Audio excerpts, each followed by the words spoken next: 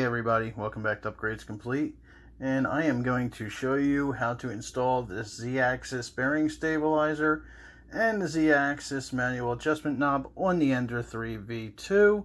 Stay tuned.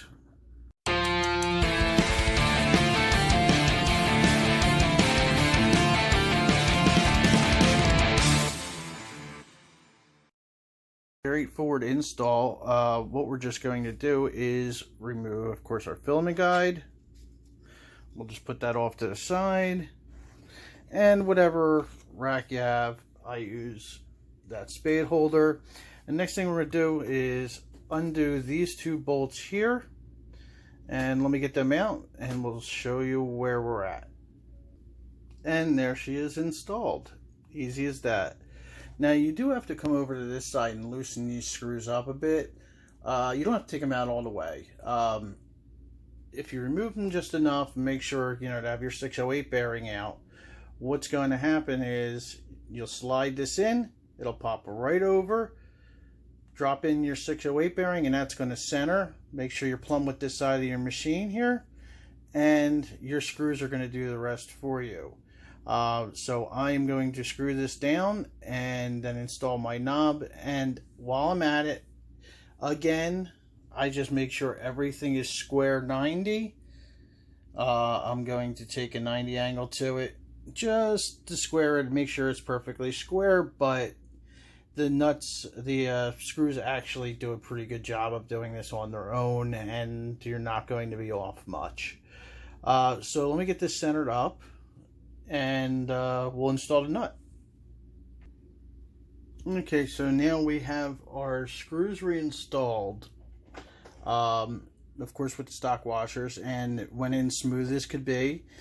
Very impressive design with that. What you want to look for as a rule of thumb is right here where everything meets, you're going to make sure that's smooth, nothing bumps out to let you know you're not square, and of course you are going to square out inside here. Make sure everything's at a 90 before you proceed. And the turning knob itself, it just screws onto the Z-axis, and as you tighten it down, it raises the Z-axis.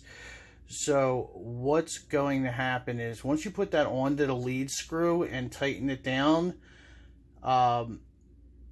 it's going to raise your gantry, which is exactly what we want to do anyway.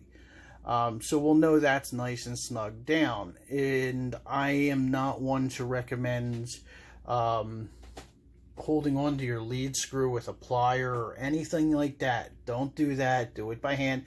Worst comes to worst, a knob comes off. Do not, I repeat, do not put any kind of pliers onto your lead screw. Make sure it's level, make sure everything is dead square, and then proceed to the next step, which would be installing the knob. And we're going to do that right now. Okay, now that we have everything square, let's test the new knob out. Now let's do this with one finger to know it moves smoothly. And as you notice, gantry is raising up. Now, when you let go of this, you shouldn't have any movement. If you do, that's when you want to adjust this eccentric nut. Remember to put it on the lower side up against the frame. That'll keep upwards pressure and make sure you're level against this top rail. This rail and that rail. And let us bring it all the way up. I know this is not what we want to watch, but smooth as could be, and back down.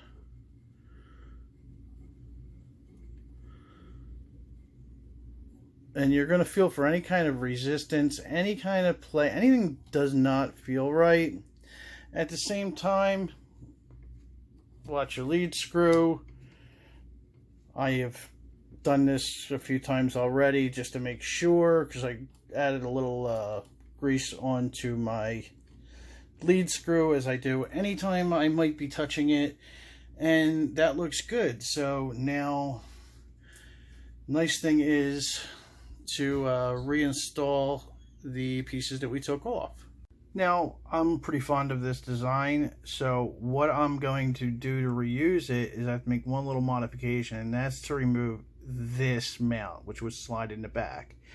There is a very long T-slide in the front, and there's a lot of meat here, so I'm not worried about that. And what I'm going to do is plastic weld this onto the Z-axis bearing stabilizer that we just installed. If someone wants to turn around and fuse these together, I would love to download that file, and I will definitely premiere it here on the channel. But let me take this off and get this back into place, and put my filament wheel back on, and we'll go from there. And 30 seconds later, here we are. I just snipped that off, sanded it down, and now it's ready to be reinstalled. Here we are back up at the top of the printer, and this is what's easy. Just pop this into place, and this is where it pays to take a little extra time to make sure you have whatever you cut off, sand it, and make sure you have it done right, because we're going to come around to the back. And what I'm going to do is add a plastic bead in there and weld these two pieces together. And then I'll probably put a little epoxy over it just to harden. And that should be good to go. But like I said, if anybody wants to remix these two assemblies, I would be more than willing to premiere it and promote it for you. Last thing that we need to do is reattach our roller filament guide, and of course it's going to fight me. It's going to fight me hard.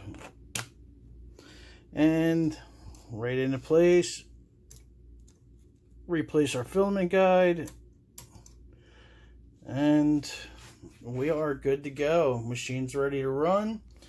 All our new little add-ons are in place. I really like this snap-on filament guide, and I'm going to use this on all my printers.